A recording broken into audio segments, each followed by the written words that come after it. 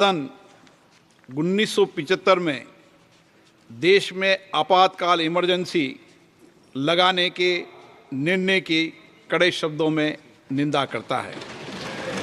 इसके साथ ही हम उन सभी लोगों की संकल्प शक्ति की सराहना करते हैं जिन्होंने इमरजेंसी का पुनर्जोर विरोध किया, अभूतपूर्व संघर्ष किया और भारत के लोकतंत्र की रक्षा का दायित्व निभाया। भारत के इतिहास में 25 जून 1975 के उस दिन को हम हमेशा काले अध्याय के रूप में जाना जाएगा। इस दिन तत्कालीन प्रधानमंत्री श्रीमती इंदिरा गांधी ने देश में इमरजेंसी लगाई और बाबा साहब अम्बेडकर द्वारा निर्मित संविधान पर प्रचंड प्रहार किया था। भारत की पहचान पूरी दुनिया में लोकतंत्र की जननी के तौर पर है। भारत में हमेशा लोकतांत्रिक मूल्यों और वाद संवाद का समर्थन हुआ, हमेशा लोकतांत्रिक मूल्यों की सुरक्षा की, उन्हें हमेशा प्रोत्साहित किया गया।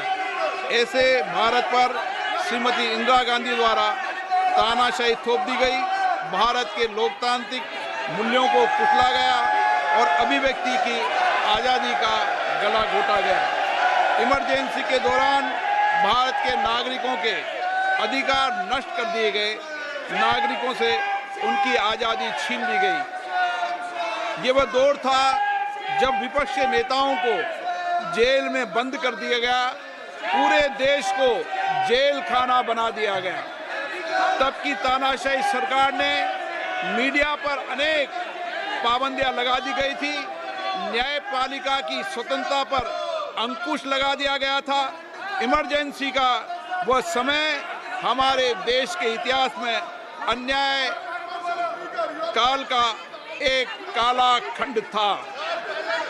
आपातकाल इमरजेंसी लगाने के बाद उस समय कांग्रेस सरकार ने कई ऐसे निर्णय किए जिन्होंने हमारे संविधान की भावनाओं को कुचलने का काम किया। पूर्व और निर्दयी maintenance of internal secretary act Misa में बदलाव करके कांग्रेस पार्टी ये सुनिश्चित किया कि हमारी अदालतें मीसा के तहत गिरफ्तार लोगों को न्याय नहीं दे पाए। मीडिया को सच लिखने से रोकने के लिए parliament president production of publication repeal act, press council repeal act और prevention of publication of objectionable matter act लाए गए। इस काले खंड में संविधान में 38वां, 89वां, 40वां, 41वां, 42वां संविधान संशोधन किया गया। कांग्रेस सरकार द्वारा किए गए संशोधन का लक्ष्य था सारी शक्तियां एक व्यक्ति के पास आ जाए, न्यायपालिका पर नियंत्रण हो, संविधान के मूल सिद्धांत खत्म किए जा सके। ऐसा करके नागरिकों के अधिकारों का दमन किया गया और लोकतंत्र के सिद्धांतों पर आघात किया। इतना ही नहीं, तत्कालीन प्रधानमंत्री श्री इंदिरा गांधी ने कमिटेड ब्यूरोक्रेसी और कमिटेड जुडिशरी की बात कही, जो उनकी लोकतंत्र विरोधी रवैये का एक उदाहरण है। इमरजेंसी अपने साथ ही ऐसे असामाजिक और तानाशाही की भावना से भयंकर चुनौतियों को लेकर आई, जिसने गरीबी, दलित और वंचितों को तबाह कर दिया। इमरजेंसी के दौरान लोगों को कांग्रेस सरकार द्वारा जबरन थोपी गई अनिवार्य नसबंदी का, शहरों में अतिक्रमण हटाने के नाम पर मनमानी का और सरकार की कुनीतियों का प्रहार झेलना पड़ा। ये सदन उन सभी लोगों के प्रति संवेदना जताना चाहता है। 1975 से 1970 कालाखंड अपने आप में एक ऐसा कालाखंड है जो हमें संविधान के सिद्धांतों, संघीय ढांचे और न्यायिक स्वतंत्रता के महत्व को याद दिलाता है। ये कालखंड हमें याद दिलाता है कैसे उस समय हम सभी पर हमला किया गया, क्योंकि जिनकी रक्षा आवश्यक है।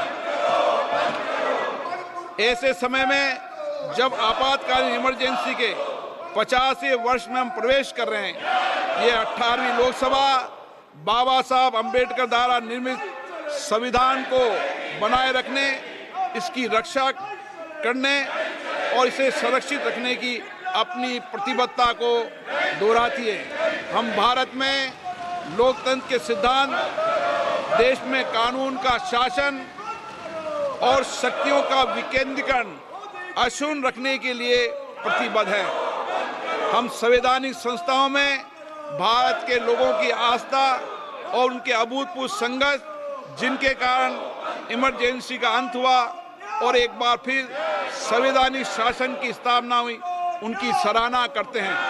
1975 में आज 26 जून के दिन ही देश इमरजेंसी की क्रूर सच्चाइयों का सामना करते हुए उठा था।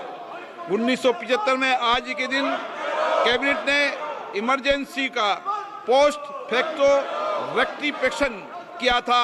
इस तानाशाही और असंवैधानिक निर्णय पर मोहर लगाई थी। इसलिए हमारी संसदीय प्रणाली अनगिनत बलिदानों के बाद मिली दूसरी आज़ादी के प्रति अपनी प्रतिबद्धता को दोहराने के लिए आज के प्रस्ताव किया जाना आवश्यक है। अब हम ये जानते हैं कि हमारी युवा पीढ़ी लोकतंत्र के इस काले अध्याय के बारे में जरूर जानना चाहिए। इमरजेंसी के दौरान गैर कानूनी गिरफ्तारियां, सरकारी प्रताड़ना के चलते अनगिनत लोगों को यातनाएं सहनी पड़ी थी। उनके परिवार उनको असमित कष्ट उठाना पड़ा था। इमरजेंसी ने भारत के कितने नागरिकों का जीवन तबाह कर दिया था, कितने लोगों की मृत्यु हो गई थी। इमरजेंसी के इस काले खंड में कांग्रेस की तानाशाह सरकार के हाथों अपनी जान गंवाने वाले भारत के ऐसे कर्तव्यनिष्ठ और देश में प्रेम करने वाले नागरिकों की स्मृति में हम सब 2 मिनट का मौन रखते हैं।